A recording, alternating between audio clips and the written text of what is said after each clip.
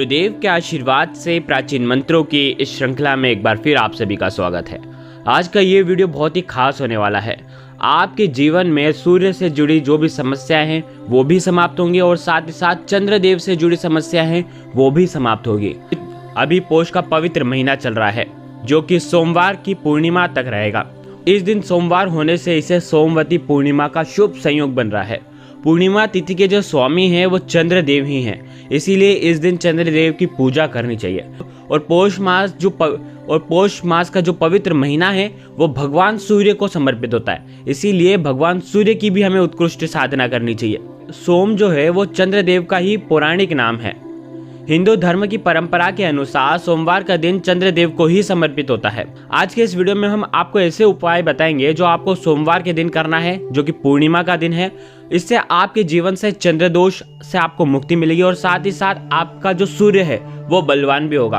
कि देखिए, पौष का पवित्र महीना चल रहा है, इसे गवाना नहीं है। ध्यान रखिए, आखिरी दिन है, इसीलिए आपको ये उत्कृष्ट उपाय तो जरूर करना चाहिए। जो चंद्रमा है वो शिव जी के मस्तक पर विराजित है, इसीलिए इस दिन की महत्वता और भी बढ़ जाती है, क्योंकि शिव जी ने चंद्रमा को अपने मस्तक पर धारण कर रखा है। इसीलिए अगर आप ये उपाय करते हैं तो आपको धन का लाभ भी होता है। हिंदू धर्म में, सनातन धर्म में जो पूर्णिमा तिथि है उसका विशेष रूप से फल बताया गया है। ऐसा माना जाता है कि पूर्णिमा तिथि पर चंद्रमा अपनी पूर्ण रूप में होते हैं और साथ ही साथ ये अपनी 16 कलाओं से युक्त होते हैं। व्यक्ति को चंद्रमा का बल प्राप्त होता है। साथ ही साथ चंद्रमा की कृपा से व्यक्ति की आर्थिक समस्याओं से भी उसे मुक्ति मिलती है। पूर्णिमा तिथि व्यक्ति के जीवन में इसलिए मायने रखता है कि क्योंकि जिस जातक की कुंडली में अगर चंद्रमा सही स्थिति में नहीं होता है, उसका जो हमेशा मन जो है वो अशांत रहता है, डिप्रेशन में रहता है व्यक्ति। तो चंद्रमा की जो भूमिका है वो हमारे जीवन में बहुत गहरा प्रभाव डालती है, क्योंकि चंद्रमा को भूमि और भवन का अधिपति माना जाता है। ऐसे में जातक के घर और संपत्ति में यदि विवाद होता है, समस्या उत्पन्न होने लगती है, घर परिवार में क्लेश होने लगता है, झगड़े होने लगते हैं, झगड़े वाला वातावरण होता है, सारी तरफ नकारात्मकता फैली हुई होती है, घर में पानी की समस्या होने लग जाती है, माँ का स्वास्थ्य खराब होने लग जाता है, तो चंद्र दोष का ये जो है बुरे प्रभाव है। जब चंद्रमा राहु, केतु या शनि के साथ होते हैं तो इसके अशुभ प्रभाव हमें देखने को मिलते हैं। सोमवार का जो दिन होता है वो चंद्रमा का प्रिय दिन होता है, इसीलिए आपको सोमवार के दिन ये उत्कृष्ट उपाय करना है। आइए जानते हैं पूर्णिमा तिथि कब से प्रारंभ हो रही है। पौष मास के शुक्ल पक्ष की पूर्णिमा तिथि का आरंभ होगा 17 जनवरी दिन सोमवार को सुबह 3:18 पर और पूर्णिमा तिथि 18 जनवरी को दिन मंगलवार को प्रातः 5:17 तक रहेगी। पूर्णिमा के चंद्रमा का उदय होगा 17 जनवरी को ही होगा, इसीलिए पौष पूर्णिमा 17 जनवरी को ही है। और साथ ही साथ ये जो पूर्णिमा है, पौष पूर्णिमा, ये सर्वार्थ सिद्धि योग का भी निर्माण करती है। तो पौष पूर्णिमा का सर्वार्थ सिद्धि योग में है, इसीलिए इस दिन प्रातः 4:37 से अगले दिन यानी कि 18 तारीख को प्रातः 7:15 तक ये जो पूर्णिमा तिथि रहेगी। इसीलिए आपको सर्वार्थ सिद्धि योग में ये दोनों उपाय करने हैं। दोनों उपाय आपके हो जाएंगे, इसीलिए आपका दिन बहुत ही अच्छा होने वाला है और साथ ही साथ आपका जीवन भी बहुत ही अच्छा होने वाला है। अब जानते हैं आज के उत्कृष्ट उपाय। पौष का पवित्र महीना है। सबसे पहले आपको सूर्य देव को अर्घ्य देना है। किस प्रकार से देंगे? सबसे पहले आपको स्नान आदि करने के बाद स्नान करने वाले पानी में लाल कलर का कुमकुम डाल करके, एक चुटकी कुमकुम डाल करके आपको स्नान करना है। आखिरी दिन है, सूर्य देव की कृपा प्राप्त कर ही लेना, क्योंकि मास का पवित्र महीना सूर्य देव को समर्पित होता है और आखिरी दिन है, इसीलिए आपको सूर्य देव की उत्कृष्ट आराधना करनी चाहिए ताकि आपके जीवन में तेज की प्राप्ति हो, दसों दिशाओं में आपकी उन्नति हो, दसों दिशाओं में आपका तेज फैले, आपके हर कार्य संभव हो। इसीलिए आपको सूर्य देव की आराधना करनी चाहिए। देखिए, पौष की जो पूर्णिमा रहती है उस दिन आपको सूर्य देव की भी कृपा मिलती है और साथ ही साथ चंद्र देव की भी कृपा मिलती है, तो बहुत ही पावन दिन होता है, इसीलिए आपको ये उपाय जरूर करना चाहिए। आज के दिन हो सके तो आपको सुबह लाल कलर के वस्त्र पहनना चाहिए। सबसे पहले आपको तांबे के पात्र में एक नाड़ा बांधना है, मोली बांधना है, मोली का धागा बांधना है। साथ ही साथ उस तांबे के पात्र में आपको कुमकुम से एक स्वास्तिक बनाना है। ध्यान रखें, जो स्वास्तिक होगा वो उसकी जो लाइन होगी वो घुमावदार नहीं होगी, सीधी स्ट्रेट लाइन होगी, तो विशेषकर इस बात का ध्यान रखना है आपको।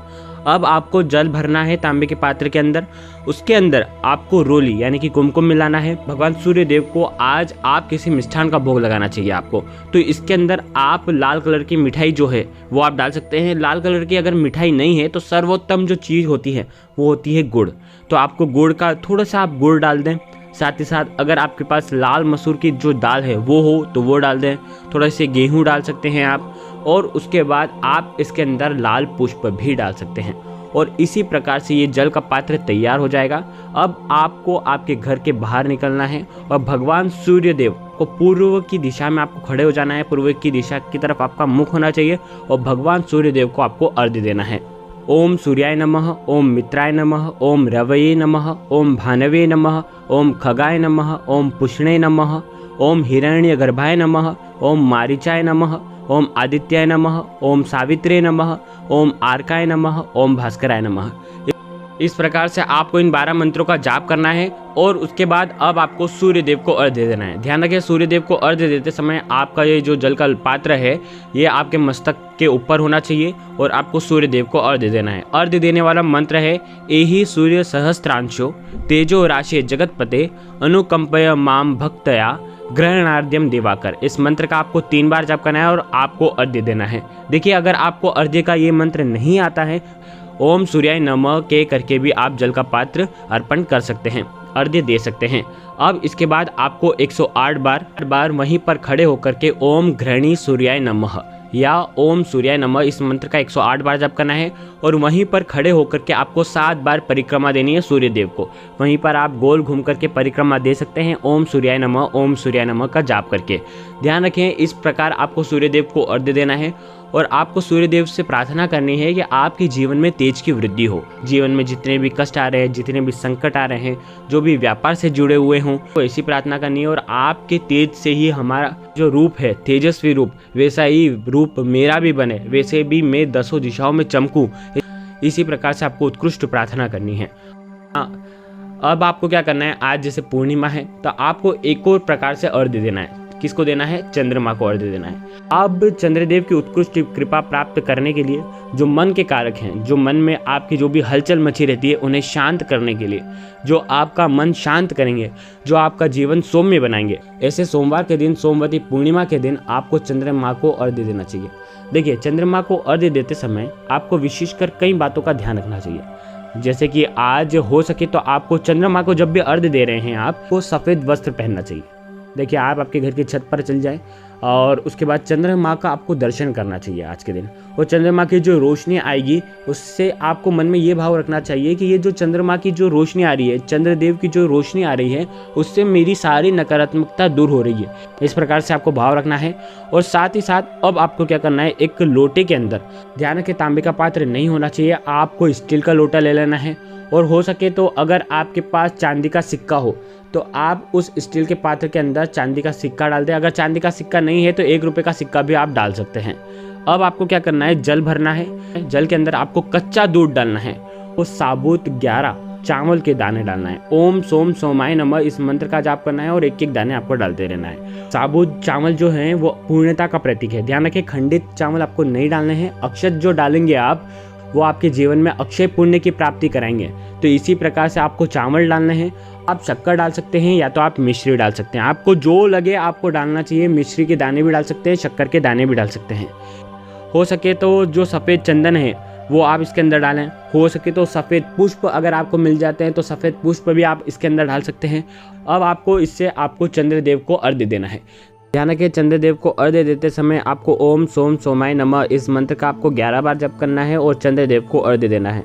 चंद्रदेव को अर्घ्य देने के बाद आपको चंद्रदेव से आपके जीवन में जो भी चंद्र दोष से जुड़े जितनी भी समस्या है, आपके मन में हलचल मचती है, अगर आपका मन अशांत रहता है तो आपको प्रार्थना करनी चाहिए कि हमारे जीवन में जो भी ये अशांति है ये सब दूर हो जाए और आपकी उत्कृष्ट कृपा, चंद्रदेव की उत्कृष्ट कृपा हमारे जीवन में बरसे। इस प्रकार से आपको उत्कृष्ट भाव से आपको ये चंद्रदेव को अर्घ्य देना है और आपको वहीं पर खड़े होकर के ओम सोम सोमाय नमः इस मंत्र का 108 बार जाप करना है। करने के बाद चंद्रदेव को वापस प्रणाम करें और इस प्रकार से आपको दोनों सूर्यदेव और चंद्रदेव को अर्घ्य देना चाहिए। सूर्यदेव की भी कृपा मिलेगी और चंद्रदेव की भी कृपा मिलेगी। गुरुदेव के आशीर्वाद से प्राचीन मंत्र, यंत्र और उपाय आपको प्रभावना के रूप में दिए जा रहे हैं। आपके अपने इस चैनल को लाइक करें, शेयर करें, सब्सक्राइब करें और बेल आइकन को जरूर प्रेस करें। जय माता रानी, जय गुरुदेव, प्रणाम।